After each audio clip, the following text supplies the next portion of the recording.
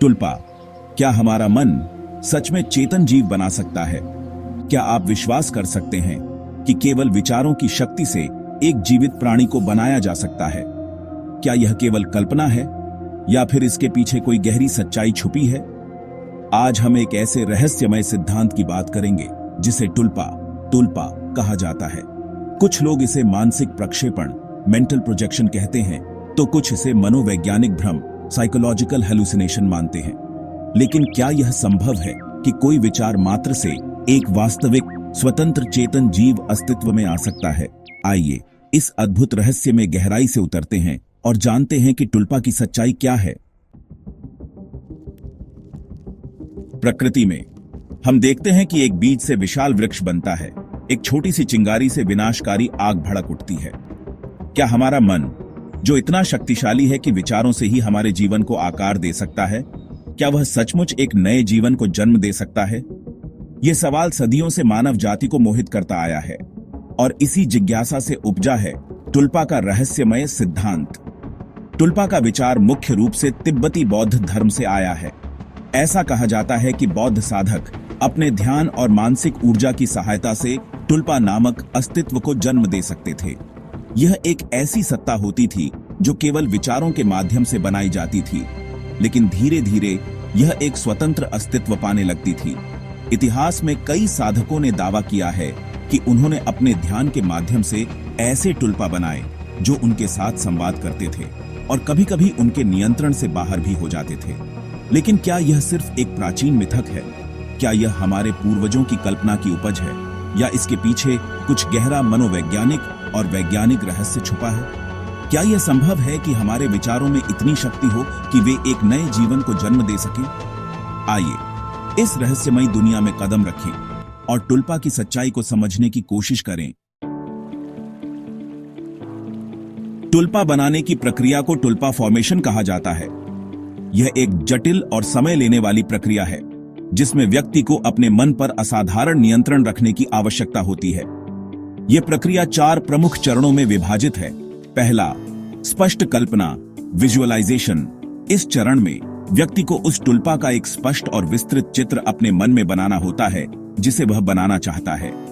उसे टुल्पा का रूप, आवाज, व्यक्तित्व और विशेषताओं को बारीकी से परिभाषित करना होता है। यह ऐसा है जैसे आप एक चित्रकार हैं और अपने कैनवास पर एक उत्कृष्ट कृति बनाने जा रहे हैं, लेकिन यहां आपका कैनवास आपका अपना मन है। दूसरा, नियमित संवाद, इंटरैक्शन। एक बार जब टुल्पा का चित्र मन में स्पष्ट हो जाता है तो अगला कदम है उससे बातचीत करना। व्यक्ति को टुल्पा से ऐसे बात करनी होती है जैसे वह एक वास्तविक व्यक्ति हो। उसे प्रश्न पूछना, उसके साथ विचार साझा करना। यह चरण टुल्पा को एक व्यक्तित्व प्रदान करने में मदद करता है, उसे एक विचार से एक सजीव सत्ता में बदलने में। तीसरा, गहरी मानसिक एकाग्रता, मेडिटेशन एंड फोकस।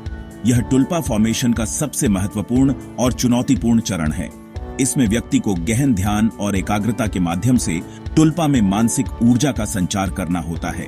यह एकाग्रता इतनी गहरी होनी चाहिए कि टुल्पा को एक स्वतंत्र अस्तित्व का आभास होने लगे। चौथा, स्वतंत्र चेतना, ऑटोनोमस एग्जिस्टेंस। अगर टुल्पा फॉर्मेशन की प्रक्रिया सही ढंग से की जाती है तो एक समय के बाद टुल्पा व्यक्ति से अलग होकर खुद से प्रतिक्रिया देना शुरू कर देता है।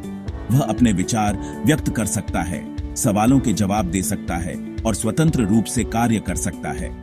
लेकिन सवाल यह उठता है कि क्या यह सिर्फ मस्तिष्क का भ्रम है या सच में कोई नया जीव अस्तित्व में आ जाता है? टुल्पा के अस्तित्व को लेकर सदियों से बहस चली आ रही है।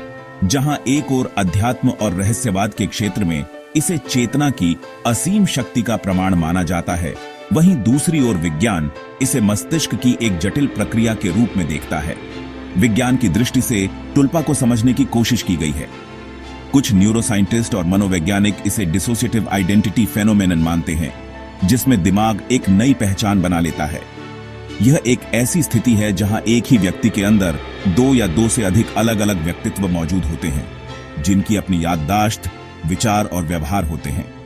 कुछ रिसर्च में पाया गया है कि जो लोग टुल्पा बनाते हैं उनके दिमाग में सच में 2 अलग-अलग प्रकार की ब्रेन एक्टिविटी देखी जाती है, जैसे कि एक नया व्यक्तित्व मौजूद हो। लेकिन क्या यह सिर्फ मस्तिष्क की एक चाल है क्या हमारा दिमाग इतना शक्तिशाली है कि वह खुद को एक नई चेतना का एहसास करा सके? अगर टुल्पा वास्तव में एक स्वतंत्र चेतना रखते हैं, तो क्या वे हमारे साथ संवाद कर सकते हैं? क्या वे हमारे जीवन को प्रभावित कर सकते हैं? और सबसे महत्वपूर्ण सवाल, क्या वे खतरनाक भी हो सकते हैं? टुल्पा के साथ सबसे बीडीडाठा डर यह होता है कि क्या वे अपने निर्माता के नियंत्रण से बाहर हो सकते हैं? क्या एक ऐसी सत्ता जिसे हमने अपने विचारों से जन्म दिया है, हमारे लिए खतरा बन सकती है? यह सवाल तब और भी महत्वपूर्ण हो जाता है जब हम इतिहास में दर्ज कुछ घटनाओं पर गौर करते हैं। ऐसे कई मामले सामने आए हैं जहां टुल्पा अपने निर्माता के नियंत्रण से बाहर हो गए और उन्हें गंभीर परिणाम भुगतने पीड़े। सबसे प्रसिद्ध मामला बौद्ध साधक अलेक्जेंड्रा डेविड नील का है, जिन्होंने अपने ध्यान से एक टुल्पा बनाया था। शुरुआत में सब कुछ ठीक रहा। टुल्पा ने उनके निर्देशों का पालन किया और उनके साथ एक मित्रवत रिश्ता बनाए रखा। लेकिन धीरे धीरे टुल्पा का व्यवहार बदलने लगा। वह आक्रामक और हिंसक हो गया और अलेक्जेंड्रा के जीवन में हस्तक्षेप करने लगा।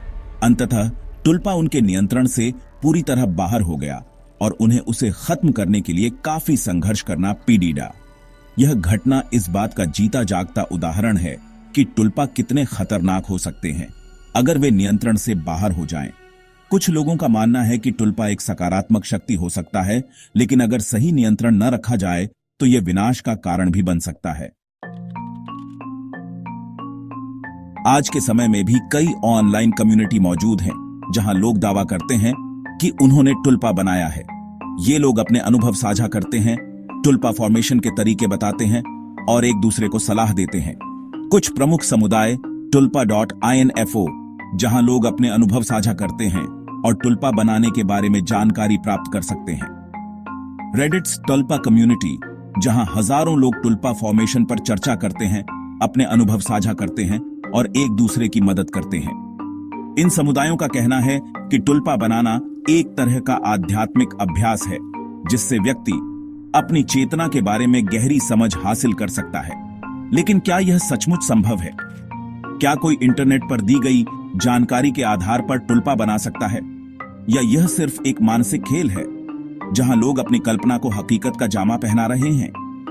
यह सवाल अभी भी अनुत्तरित है। टुल्पा का रहस्य आज भी बना हुआ है। क्या वे सचमुच अस्तित्व में हैं या सिर्फ हमारी कल्पना की उपज हैं? यह तो आप खुद तय करें। तो क्या टुल्पा सच में अस्तित्व में आ सकते हैं या यह सिर्फ एक मानसिक भ्रम है? संभावनाएं, वैज्ञानिक दृष्टिकोण से यह केवल मस्तिष्क की एक मानसिक अवस्था हो सकता है, लेकिन अध्यात्म और ध्यान के क्षेत्र में यह चेतना की शक्ति का प्रमाण भी हो सकता है।